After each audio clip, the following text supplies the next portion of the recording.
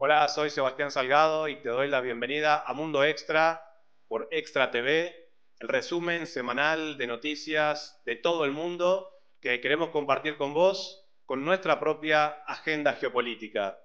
Y sin duda, esta semana una de las informaciones más destacadas está vinculada a la resistencia árabe, más precisamente los hutíes de Yemen, en un enfrentamiento marcado contra el régimen israelí que ha de alguna manera bloqueado las aguas del Mar Rojo. En este caso, junto a la resistencia de Irak, han conseguido blancos en el puerto de la Palestina ocupada, en Israel, el puerto de Haifa, días después de que presentaran de manera abierta su primer misil balístico llamado Palestina.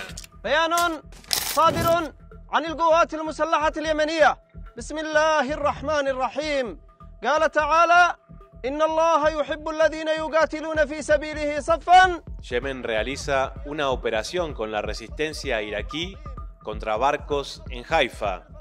El ejército de Yemen anuncia que realizó una operación conjunta con la resistencia islámica de Irak contra 3 buques en el puerto israelí de Haifa en apoyo a Gaza. El portavoz de las Fuerzas Armadas de Yemen, el teniente general Yahya Sari, ha declarado este jueves que el ejército yemení ha llevado a cabo 2 operaciones militares conjuntas con la resistencia islámica de Irak. La primera, contra 2 barcos que transportaban equipo militar en el puerto de Haifa, en el norte de la Palestina ocupada.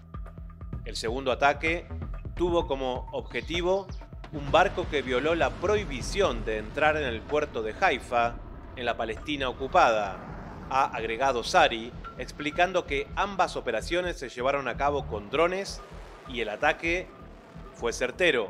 Al respecto, ha dejado claro que la operación conjunta contra los buques en el puerto de Haifa surge en respuesta a las masacres del enemigo israelí en la zona de Rafah, en el sur de Gaza, y ha advertido que el enemigo israelí debe esperar operaciones conjuntas de mayor calidad durante el próximo período hasta que cese su brutal agresión criminal y levante su asedio a nuestros hermanos en la Franja de Gaza, afirmaron las autoridades de Yemen. Al final del comunicado, las Fuerzas Armadas yemeníes hacen un llamado a todos los ejércitos árabes a participar en operaciones de apoyo a la resistencia palestina para cumplir con sus obligaciones religiosas y humanitarias hacia el pueblo palestino. Las Fuerzas Armadas yemeníes han llevado a cabo numerosos ataques en apoyo a Palestina desde noviembre pasado contra barcos vinculados a Israel en el Mar Rojo, semanas después de que el régimen sionista iniciara la brutal guerra en Gaza que ha matado al menos a 36.654 civiles palestinos. Con información de Hispan TV.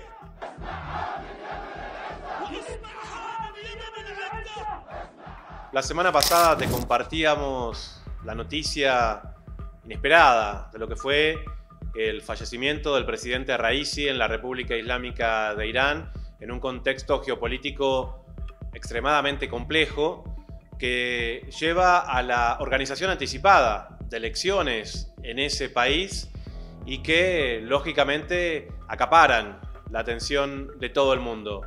Mi colega Dani Pérez en Teherán, en los estudios de Hispan TV, nos comparte esta historia que al mismo tiempo nos recuerda también que en esta semana que estamos compartiendo se dio el aniversario luctuoso del Ayatollah Khomeini, aquel que supo ser el líder espiritual del proceso de la revolución islámica que todavía hoy sigue vigente.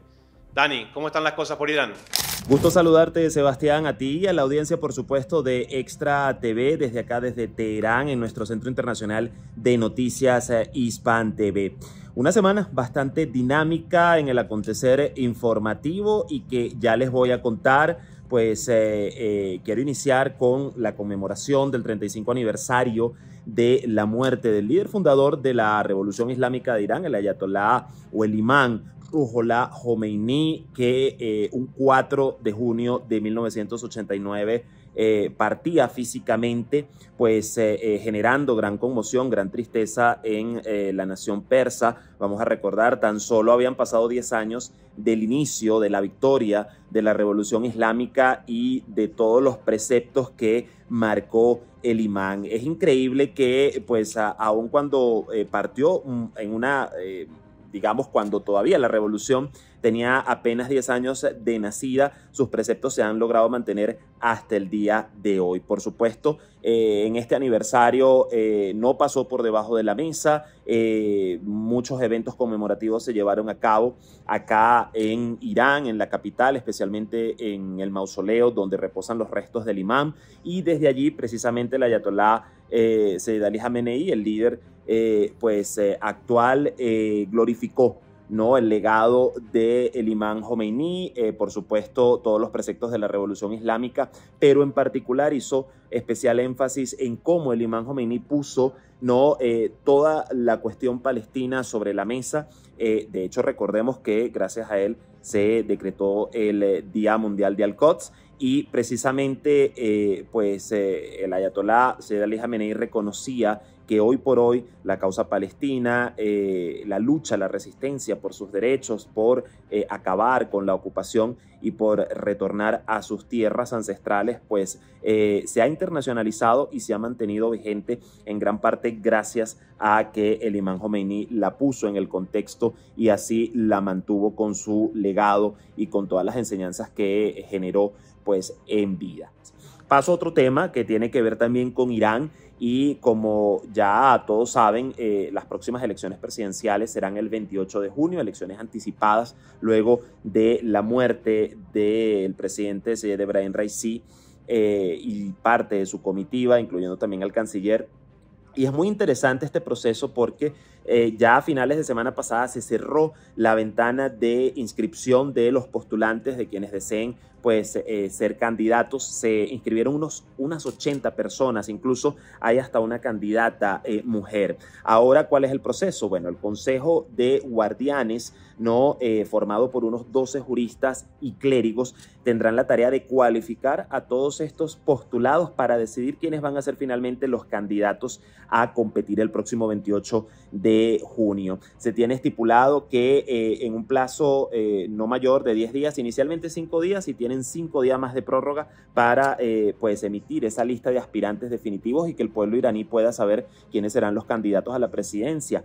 Y posteriormente estos candidatos ya bien cualificados por este consejo tendrán la oportunidad de hacer campaña durante 15 días, desde el 12 hasta el 26 de junio, para, pues, por supuesto, previo a el proceso comicial. Otro tema que también de alguna manera sigue posicionando Irán en la región tiene que ver con la primera gira regional del canciller interino Ali Bagheri Kani. Visitó específicamente el Líbano, Siria. En estos dos países se reunió con altos funcionarios, con altas autoridades, pues en Siria particularmente con el presidente Bashar al-Assad.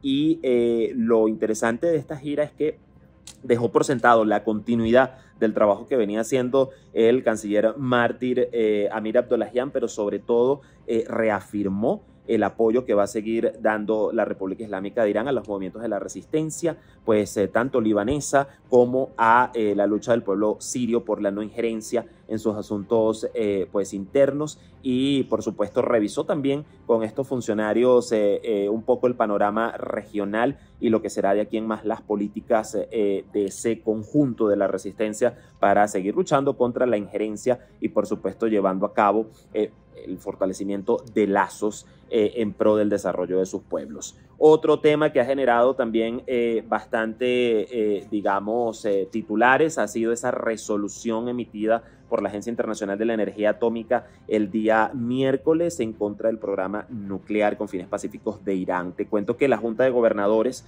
pues, de la agencia aprobó una resolución propuesta por, escuchen bien, Reino Unido, Francia y Alemania en contra del programa nuclear pacífico de Irán. ¿En qué consiste esta resolución aprobada? Que vale la pena destacar, Rusia y China se opusieron a ella en la votación.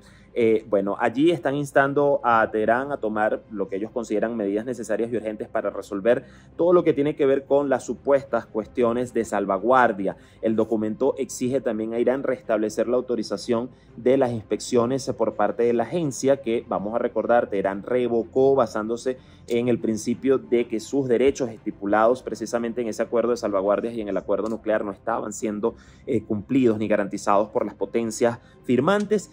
Y vamos a recordar que a pesar de esto, y que esto muy poco se dice en los medios occidentales, ya han sido múltiples las visitas que han realizado inspectores de la AIEA precisamente a las instalaciones nucleares de Irán y hasta el momento nunca han comprobado de ninguna manera que Irán esté enriqueciendo uranio a porcentajes que no debería. Sin embargo, Irán sigue emitiendo su postura de que puede reducir sus compromisos siempre que las potencias firmantes no cumplan con las garantías estipuladas en el acuerdo nuclear. Y por último, otro tema también vital ha sido pues el asalto a la mezquita de Al-Aqsa que ha cometido las fuerzas sionistas. Israel durante el miércoles también cientos de colonos israelíes asaltaron la mezquita, el patio de la mezquita en la ciudad cisjordana de Al-Quds.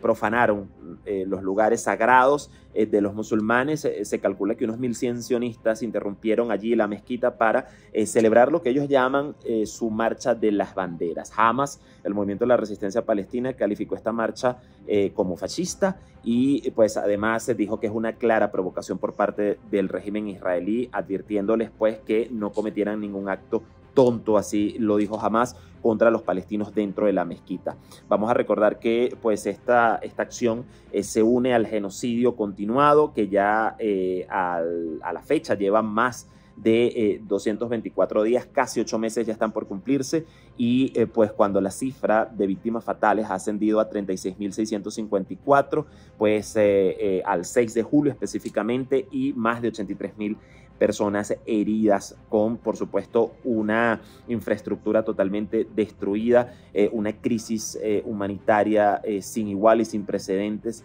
Y pues cuando el Ministerio de Salud palestino está diciendo que al menos unos 25.000 personas palestinos necesitan salir de la franja para poder recibir tratamiento médico y también pues alimentos, entre otros temas vitales de derechos humanos. Entonces así las cosas en la región. Nosotros vamos a seguir al tanto del panorama pues para informárselos constantemente a través de las pantallas de Extra TV y a través de este espacio. Sebastián, te devuelvo el pase hasta la Argentina y será hasta la semana que viene. Daniel Jadue es el alcalde del municipio de Recoleta, en Santiago de Chile. De alguna manera él ha llevado adelante una gestión diferente a la mayoría de los alcaldes de ese país. Ha impulsado un sistema de farmacias populares que hace que el costo de los medicamentos sea muy inferior al que ofrecen los grandes laboratorios en otros municipios.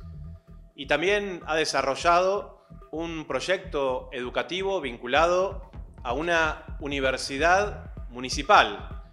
Pero sin embargo, tal vez el rasgo más distintivo de Daniel Jadue como precandidato a la presidencia, que fue en las pasadas elecciones, es su abierta militancia pro-Palestina. Por estos motivos, creemos que la detención que acaba de sufrir en esta semana Daniel Jadue está vinculada a lo que se conoce como el lawfare o la persecución judicial de líderes populares. Hablamos con mi colega corresponsal de Hispan TV en Santiago de Chile, Beatriz Michel, y compartimos con vos esta historia. Hola, hola, con el gusto de saludarles nuevamente en estos espacios en vivo para Data Urgente y al mismo tiempo para la señal de Extra TV, con el gusto de saludarles en esta semana en donde nuestra región también tiene muchas cosas para contar y sobre todo las que llegan desde Santiago de Chile. Por eso me he dado el gran gusto de invitar a mi colega y amiga Beatriz Mitchell desde Chile, quien, bueno, desde hace mucho tiempo que no teníamos la posibilidad de hablar y en este actual contexto, bueno, me da realmente un gran placer que nos pueda contar en detalle qué es lo que está pasando con esta detención de Daniel Jadwe. Beatriz, te saludo desde aquí, desde la ciudad de Buenos Aires. Un gusto realmente volver a hablar con vos. Hola Seba, un gusto también estar de nuevo contigo, tanto tiempo que no nos veíamos. Un agrado volver a encontrarnos y sobre todo para conversar sobre estos temas que están repercutiendo bastante en Chile y también en el mundo, ¿no? Esta noticia ha dado vuelta al mundo. Nos sorprendió de alguna manera, veníamos siguiendo tu trabajo en Hispan TV, sabíamos que era una posibilidad, el asedio jurídico, lo que conocemos como el lawfare contra todos y cada uno de los líderes de concepción popular en América Latina, sobre todos los que son candidatos presidenciables, como es el caso de Daniel Jadwe, pero al mismo tiempo, Beatriz, muchísima gente nos sigue más allá de Argentina, más allá de Chile. Contanos un poco sobre su personalidad, su trayectoria política. ¿Quién es Daniel Jadwe? Sí, justamente lo primero que hay que explicar, ¿no? ¿Quién es Daniel Jadwe? Daniel Jadwe es un arquitecto, sociólogo, dirigente político fundamentalmente. Él es de origen palestino.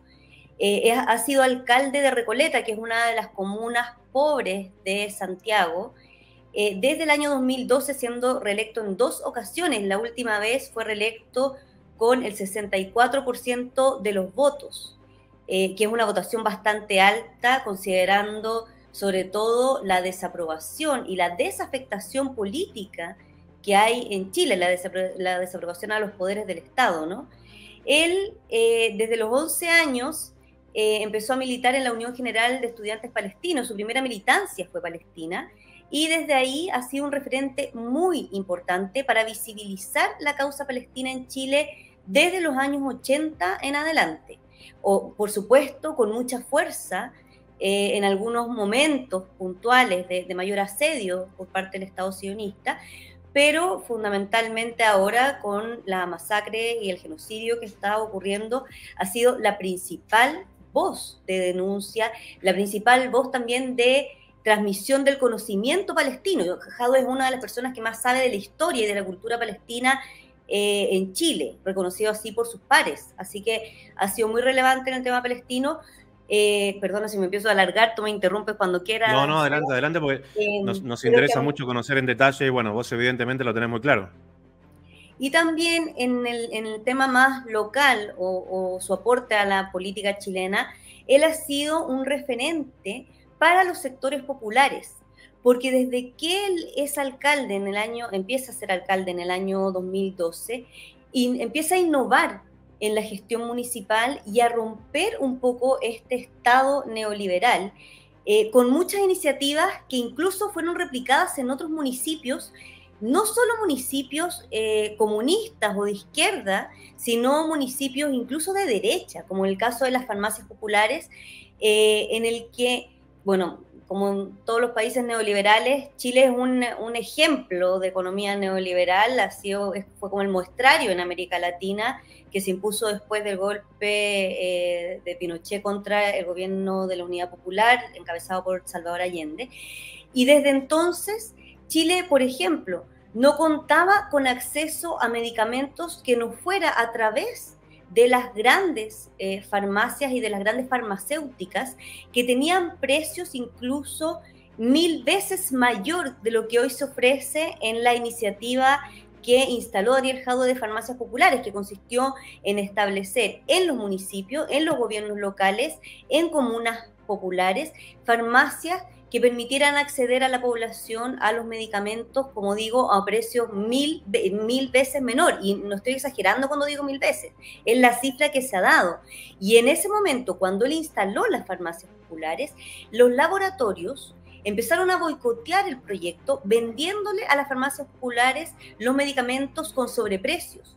Esto fue objeto de sumario por parte del Instituto de Salud Pública, un organismo estatal, que hizo sumarios por estas causas y multó incluso a las farmacéuticas. O sea, desde el comienzo, los grandes poderes a través de las farmacéuticas, de las ópticas, en fin, de las editoriales, todo han hecho una guerra contra Daniel Jadwe. Él, además de las farmacias populares, hizo ópticas populares para que la gente tuviera acceso a anteojos con precios 20 o 30 veces menor de lo que se encuentran en las otras ópticas. Escuelas abiertas en las que los niños podían acceder, pueden todavía acceder a estar en lugares cuidados con actividades académicas, actividades culturales, en vez de estar en las calles mientras los padres y las madres trabajan. Mayor acceso a la salud en los barrios, inmobiliaria popular para permitir el acceso a arriendos justos. Hoy día un arriendo en Chile, en la región metropolitana, puede costar incluso un salario completo, por lo caro que están los precios de los arriendos. Bueno, comprar una vivienda es imposible, ¿no? Y él lo ofrece a precios justos también.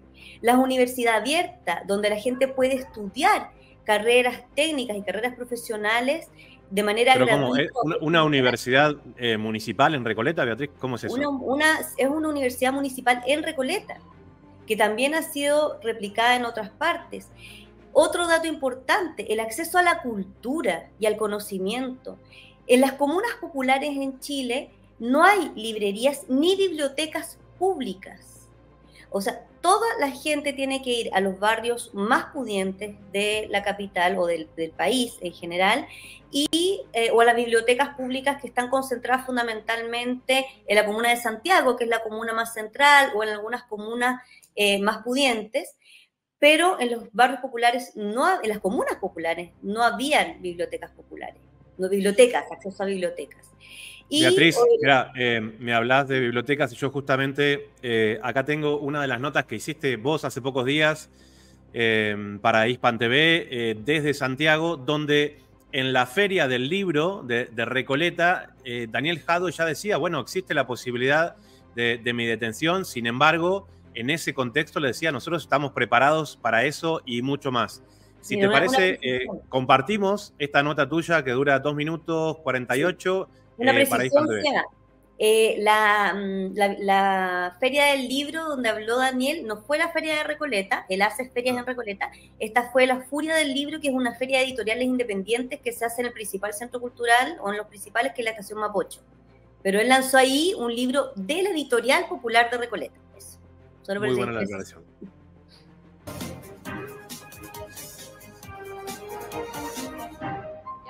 Entonces, las 10:1 minutos. Esposado, salió del tribunal el alcalde Daniel Jadwe.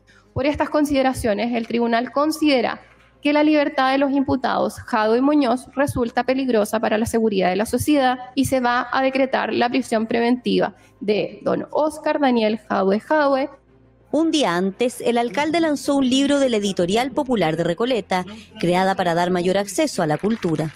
Si se da el escenario de la prisión preventiva, compañeros, créanme, tengo toda la fuerza para poder soportar ese y muchos sacrificios más para que sigamos construyendo un proyecto popular. En 3 días, la Fiscalía y los querellantes justificaron la medida de prisión preventiva mientras dura la investigación, para la cual la jueza dio un plazo de 120 días. Luego de esto comenzará el juicio oral, en el que Daniel Jadwe deberá demostrar su inocencia. Creemos que el tribunal ha tomado una posición de dar por acreditados hechos sin antecedentes y eso es muy grave. Debe necesariamente en una resolución que decreta una medida cautelar como esta existir antecedentes claros respecto a la participación y respecto a la existencia de los delitos que creemos en este caso no se dan. No fue la misma opinión de los trabajadores, pobladores y correligionarios de Jadwe que acompañaron la audiencia desde las afueras del tribunal. Nosotros creemos que él nunca será un peligro para la sociedad. Segundo, porque conociendo todo lo que ha significado de beneficio para la comunidad y él se ha puesto a disposición de la justicia y ante eso hoy día nosotros nos sentimos impotentes peleando contra un poder económico fáctico. La decisión de la jueza hizo reaccionar al mundo político. Incluso dirigentes lejanos a la ideología de Jadwe cuestionaron la decisión. Lo que hizo la jueza el día de hoy es tirar al tacho de la basura la presunción de inocencia y dar por cierto todo lo que la Fiscalía estaba diciendo. Y cuando decimos todo, sin pruebas, sino que solo con antecedentes que había reunido a lo largo de 3 años. Es decir, acá hubo una investigación en contra de Daniel Jadwe hasta encontrarle algo que permitiese pedir su prisión preventiva. Esto que ha ocurrido es vergonzoso, habla muy mal de nuestra democracia y por supuesto habla pésimo del Poder Judicial chileno. La defensa del principal dirigente de la izquierda chilena anunció que apelará a la prisión preventiva en los próximos días. En este lugar cumplirá Daniel Jadue la prisión preventiva, mientras la Corte de Apelaciones no revise su caso y revoque esta medida. Beatriz Mitchell, Hispan TV, Santiago de Chile.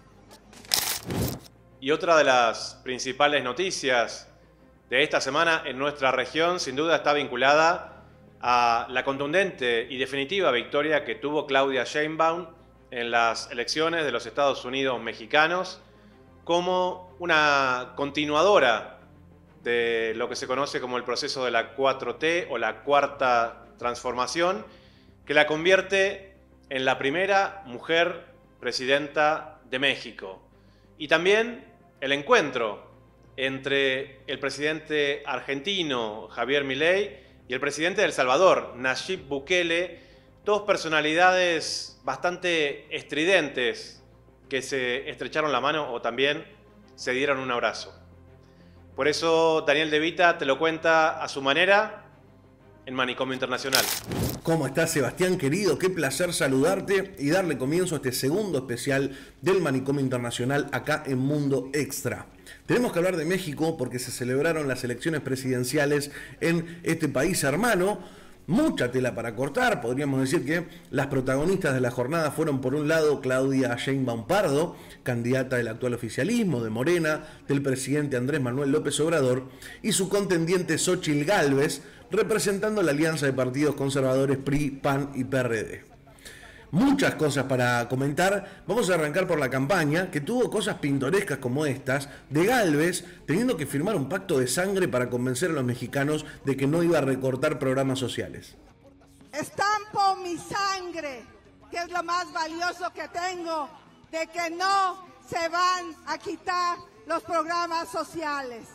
Es un pacto de sangre que voy a respetar. Y por otro lado la tenemos a Claudia Sheinbaum teniendo que salir a desmentir de que no tenía pensado cerrar las iglesias, de que no iba a abolir la propiedad privada y que no tiene tatuada a la Santa Muerte. Que vamos a cerrar iglesias cuando ganemos la presidencia.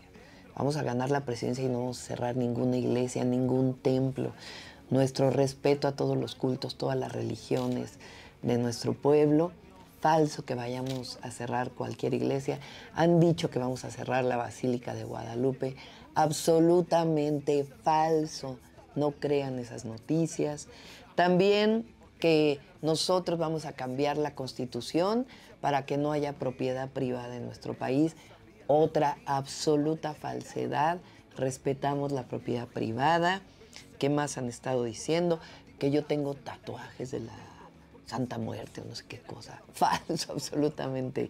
Pero en fin, vayamos a la jornada electoral. Se cierran los comicios, pasa un ratito, todas las mesas testigos, los boca de urna daban una victoria arrolladora por parte de Sheinbaum, pero aparece públicamente Xóchitl Gálvez a festejar su triunfo. Y por los resultados de muchas elecciones para alcalde y para el Poder Legislativo, por esos resultados está claro que ya ganamos.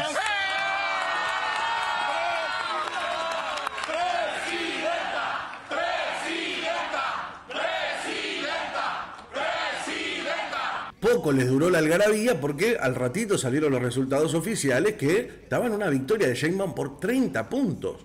Claudia Sheinbaum Pardo, de la coalición Sigamos Haciendo Historia, conformada por Morena, Partido del Trabajo y Partido Verde Ecologista de México, obtuvo una votación que se ubica entre el 58.3 y el 60.7%. Y ahí sí tuvo que salir a reconocer la derrota. Reconozco que las tendencias para la elección presidencial no me favorecen y que no hay información que sugiera que esto pudiera cambiar durante los cómputos distritales.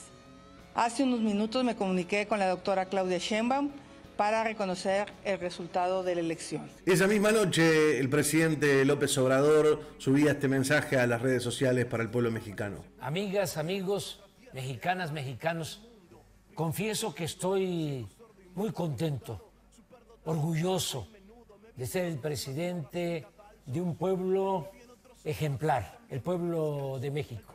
La jornada electoral del día de hoy demostró que es un pueblo, el nuestro, muy politizado. Felicito a Claudia Sheinbaum, quien resultó triunfadora en esta contienda con amplio margen. Ahora bien, lo que rompe el manicomio macabeo, Seba, es la reacción de los medios conservadores en México, que alimentaron durante meses un escenario de paridad, de elección peleada, que fue destrozado por los resultados en las urnas, y estaban enajenados y tenían reacciones de un berrinche de un niño, mirá. No, pero tampoco la quiero ver, gracias. Tampoco me interesa, quítala, por favor. No, a ver, no, con tu pinche tono de voz. Por disciplina, A ver, por disciplina. hay que escuchar lo que dice. Por disciplina. Pónganla. A ver, vamos a escuchar. Hija de la maldita trama. Si no defendemos hoy nuestra joven democracia, nuestros hijos y sus hijos vivirán en la desgracia. Antes patria que inerme tus hijos, bajo el yugo su cuello dobleguen, tus campiñas con sangre se rieguen, sobre sangre se estampe su pie. Mexicanos, al grito de guerra. Y lo más divertido es que llevaban panelistas a los programas de televisión para tratar de explicar el fenómeno de por qué los mexicanos votan mal y elaboraban teorías como esta de que capaz que es porque comen mucha tortilla. Pero en el día a día, cuando vas y compras tortillas, otras cosas son obvias y otras cosas son importantes. Y en ese contexto quizá no es importante cosas que para nosotros es como, ¿cómo es posible que no les alarme que van a destituir a todos los ministros? Porque porque no me afecta directamente ahorita o porque no dimensiono qué tanto me afecta. Y no estoy hablando de gente que sea ignorante, que sus prioridades y su contexto es otro. Está pensando en otras cosas. Entonces yo creo que eso es lo que no se ha leído en las mesas de debate, no se ha leído a la gente que está comprando tortillas en la tarde. Por otro lado, el presidente argentino Javier Milei viajó hasta El Salvador para participar de la ceremonia de la reelección de Nayib Bukele, el camaleónico presidente de El Salvador. Muy llamativo porque mientras en Argentina no había abastecimiento de GNC, una caída récord en la industria terrible, la construcción en sus peores números, el consumo comparado con el año pasado cayendo estrepitosamente, y Milei fue básicamente a contarle a Bukele las maravillas que está haciendo en la Argentina. ¿Cómo es esto de ser reelecto? Pero afortunadamente está funcionando. Sí. Logramos bajar rápido la inflación. La están viendo. Sí, claro. Nosotros hacemos la referencia, ¿la ven o no la ven? Lo he visto. Te hubiera traído un gorro de esos, entonces. Claro. El otro día nosotros hicimos el acto del 25 de mayo y ya había pasado el día que presenté el libro en el Luna Park. La gente recibe al ministro de Economía como un héroe. Es decir, como un rockstar. Y mientras Milei fabulaba, Bukele le hizo prácticamente una de cal y una de arena. En privado destacó que es un tipo muy popular, pero en público llamó a los salvadoreños a no dejarse envenenar por aquellos que están en contra de lo público y solo pugnan por lo privado. Pero cuando está el policía, me enviaron el audio del interrogatorio a uno de los y el policía le dice, ¿y por qué? Decime la verdad, ¿por qué lo hiciste? Dice, no me digas que es por ideología, me dice, porque ya Milei les ha dicho lo que es ideología es. Pero le dice un policía, o sea, un policía interrogador a un terrorista, le dice, ya Milei les explicó lo que es ideología. Claro. Para el pueblo debe ser lo mejor. Lo público debe ser mejor que lo privado. No hagan caso a voces que tratan de envenenar la mente de la gente cuando construimos algo bueno para el pueblo. Qué raro que está el mundo, Seba. Nos vemos la próxima. Y parte de la información que también acaparó muchísima atención durante esta semana fue la presencia del portaaviones estadounidense George Washington en aguas de la República Argentina frente a las costas de Mar del Plata, escoltado por otros dos grandes buques de guerra. Se realizaron ejercicios navales conjuntos con las Fuerzas Armadas de la República Argentina en lo que se denominó los ejercicios Gringo Gaucho 2, que generaron una serie de reacciones desde diferentes sectores, donde se pone énfasis en la posibilidad de que se esté llevando adelante una vulneración de la soberanía de la República Argentina, en este caso desde el mar. En nuestro recorrido de portales de todo el mundo en Hispan TV te contamos esta historia. Hispan TV desde Irán presenta nota de corresponsal en Argentina sobre presencia de portaaviones de Estados Unidos. Alerta por maniobras Gringo Gaucho 2 entre Argentina y Estados Unidos. Estas son las imágenes del operativo Gringo Gaucho 2, en donde las Fuerzas Armadas argentinas realizan ejercicios militares conjuntos con buques de guerra estadounidenses como el portaaviones George Washington, el destructor Porter y el buque logístico John Lental. La única hipótesis de guerra que tiene la Argentina es con Gran Bretaña. Es el único litigio que tenemos pendiente, que ojalá se resuelva diplomáticamente, pero el día de mañana puede haber alguna intención de resolverlo nuevamente por la vía militar. Y los enemigos son aquellos con los cuales nuestras Fuerzas Armadas se están entrenando y se están equipando. Digo, por eso habla de que realmente hemos abdicado los principios más elementales de soberanía nacional y estatal. Es decir, la OTAN es nuestra enemiga. Un operativo Gringo Gaucho que pone en riesgo la soberanía de la República Argentina y que al mismo tiempo parece ir en contra de los intereses históricos de los habitantes de este país. Bueno, nosotros estamos totalmente en contra de todo lo que sean ejercicios combinados entre integrantes de nuestras Fuerzas Armadas y las de Estados Unidos.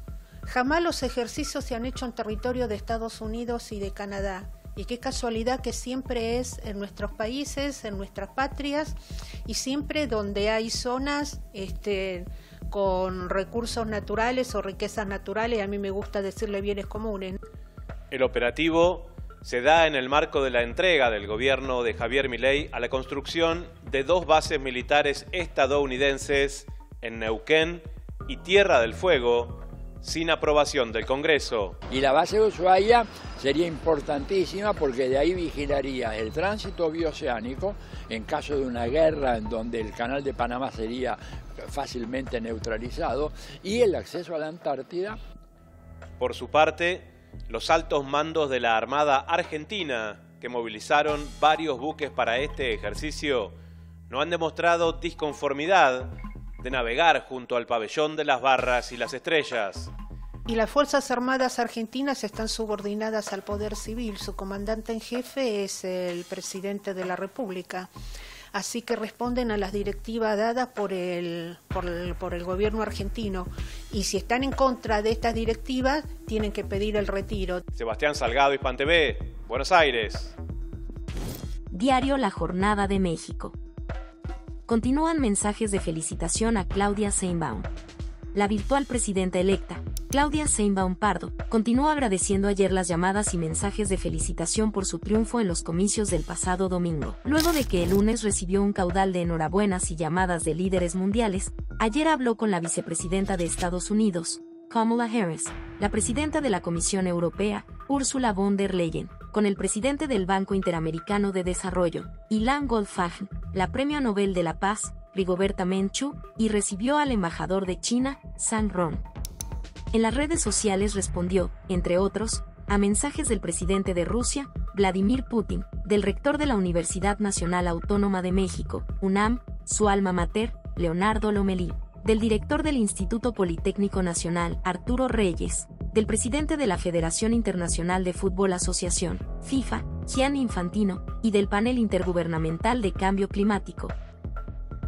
En tanto, el presidente venezolano, Nicolás Maduro, informó que ayer sostuvo una conversación telefónica con la virtual presidenta electa, a quien le expresó el compromiso de su país con la profundización de los nexos bilaterales y de la integración regional.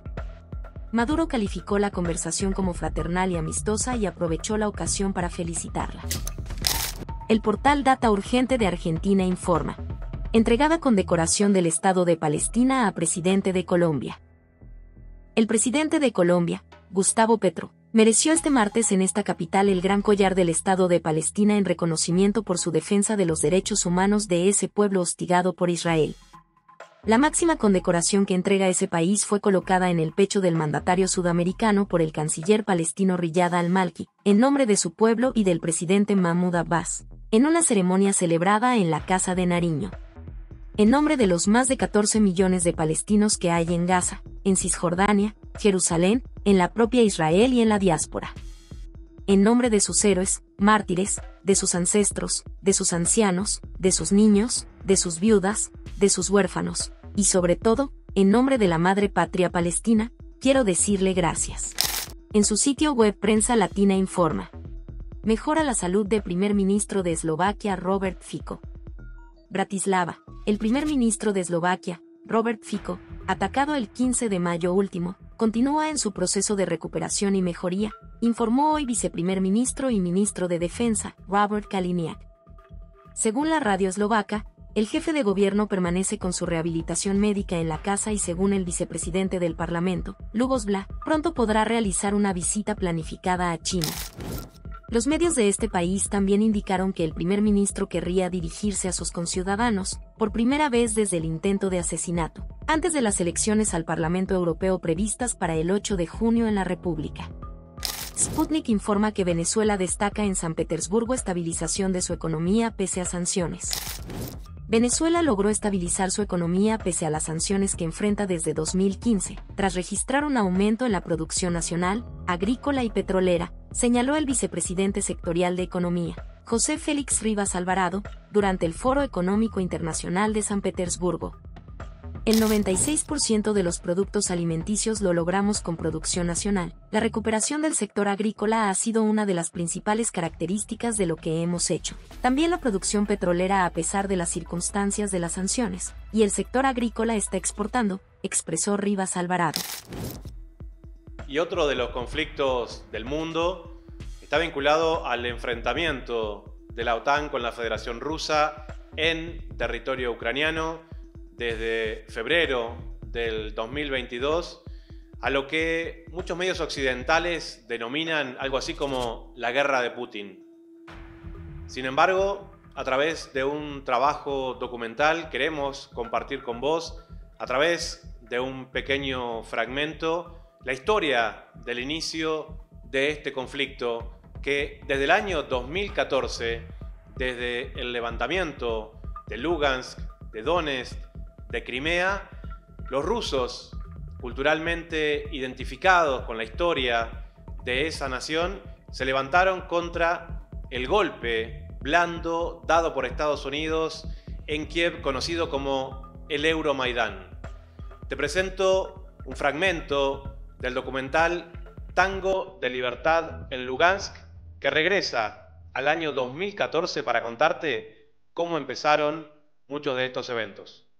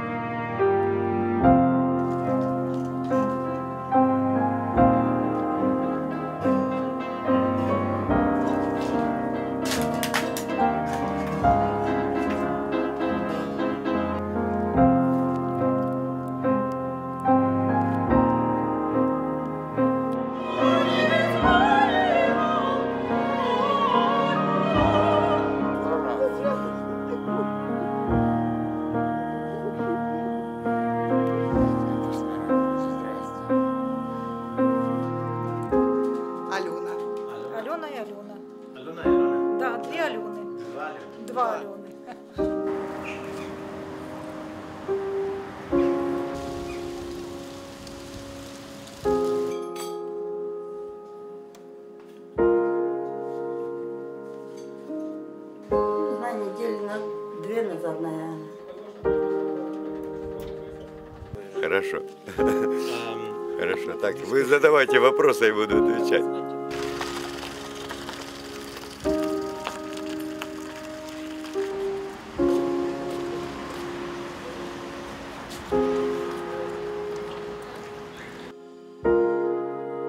Что, не видите, снаряды падают?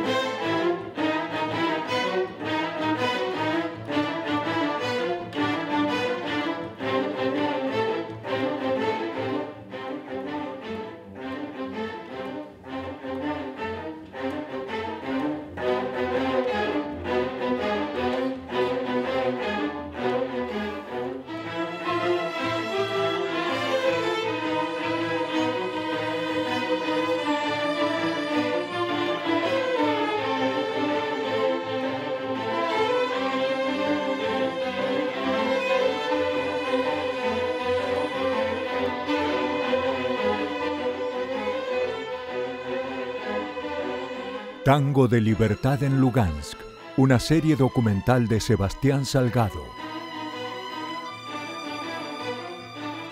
No olvidaremos, no perdonaremos.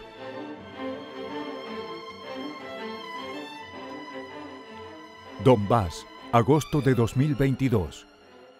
В данный момент являюсь советником главы Луганской Народной Республики, занимаюсь фиксацией, сбором и фиксацией доказательств преступлений военно-политического руководства Украины против населения Луганской Народной Республики. Также возглавляю рабочую группу межведомственную по розыску захоронения жертв украинской агрессии, их идентификации и увековечения памяти.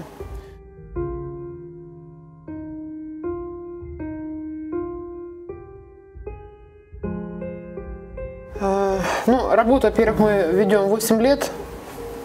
8 лет. И изначально понимали, что все наши попытки представить доказательства вины военно-политического руководства Украины будут всячески поддаваться сомнению со стороны международного сообщества. Мы все это изначально понимали. Поэтому всегда очень придирчиво относимся к процессуальной фиксации всех фактов, преступлений, которые были совершены в отношении населения Луганской Народной Республики режимом киевским. Как мы идентифицируем жертв украинской агрессии? Безусловно, ведется всесторонняя работа. Прежде всего, это информационная работа, то есть мы выезжаем на территории, едем буквально там, за армией, когда освобождаются населенные пункты. Работаем с населением, разговариваем, узнаем, где погибшие. Если люди захоранивали тела, то где само захоронение? То есть создавали специальные группы такие, заводили тетради, и чтобы люди фиксировали всю эту информацию. И, соответственно, позже, когда мы уже начали работать, то продолжается, конечно же, работа с родственниками, обращение граждан.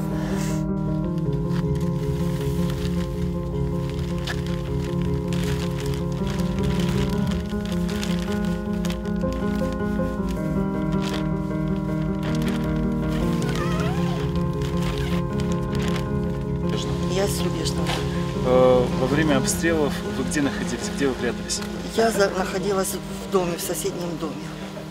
В подвале или? Нет, через забор получается. А у вас частный дом? Да, у меня частный дом, частный сектор. Мы живем в частном секторе, жили.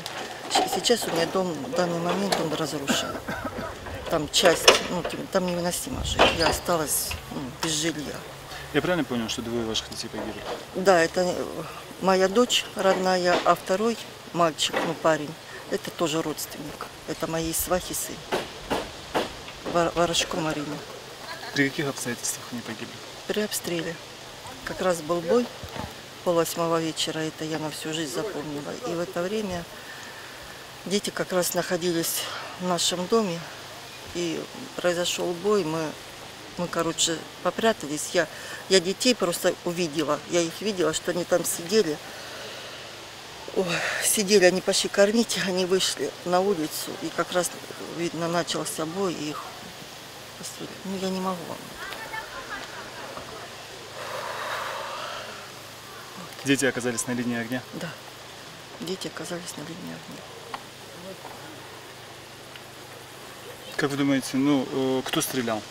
Я думаю, украинская армия, я на это 100% уверена, что это украинская, потому что тогда украинская армия была вот именно в нашем районе, они прятались именно по наших домах, по нашим подвалах, они стояли напротив нас, ну, в соседнем дворе, получается, вот мой двор, и они стояли напротив нас.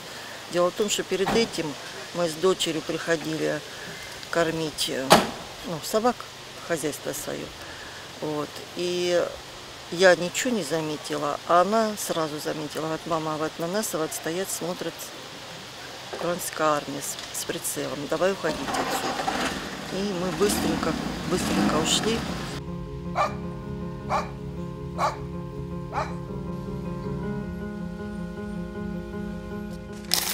En el año 2023 falleció Ricardo Iorio. Tal vez su nombre no te suena tanto si es que a vos no te gusta el heavy metal o el rock pesado. Sin embargo, déjame decirte que Ricardo Iorio, además de haber sido un artista con un tremendo talento, fue una persona leal a sus convicciones políticas expresadas a través de su arte. Y a través de su carrera artística ha mostrado una coherencia que molesta de alguna manera a las corporaciones discográficas. Y en esta semana que acaba de pasar se hizo por primera vez, después del fallecimiento de Iorio, la entrega de los premios Carlos Gardel, que son de alguna manera el máximo premio que se entrega a la música en la República Argentina. Y los seguidores de Iorio esperaban menciones, reconocimientos, ya que tal vez los homenajes que se hicieron a su persona no habían tenido la dimensión hasta ahora que se esperaba de una persona con esa trayectoria musical.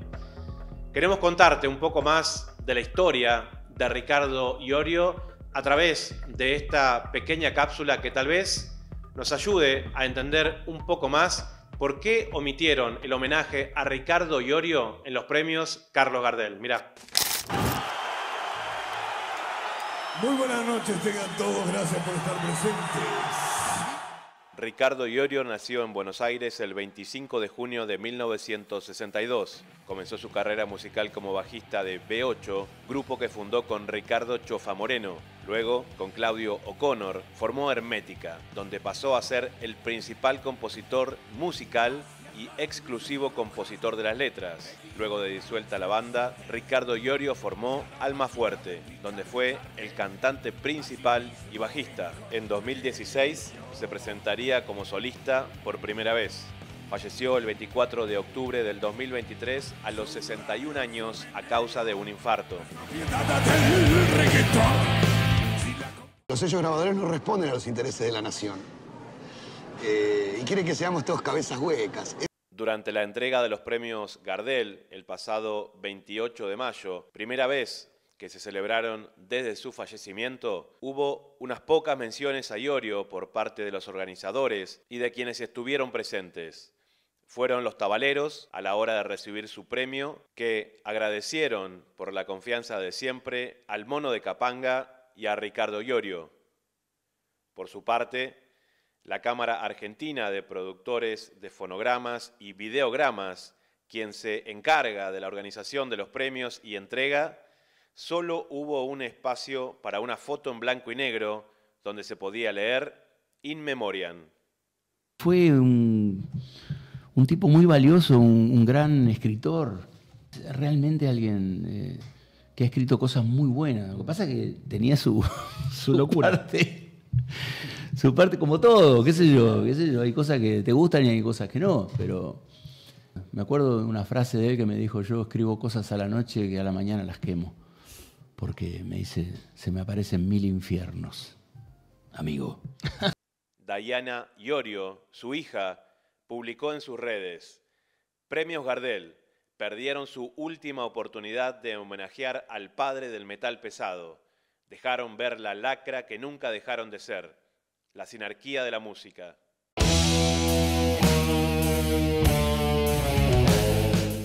Iorio, en muchas oportunidades, ha expresado sus ideas en defensa de lo nacional, de lo argentino, y también se ha animado a denunciar al régimen israelí.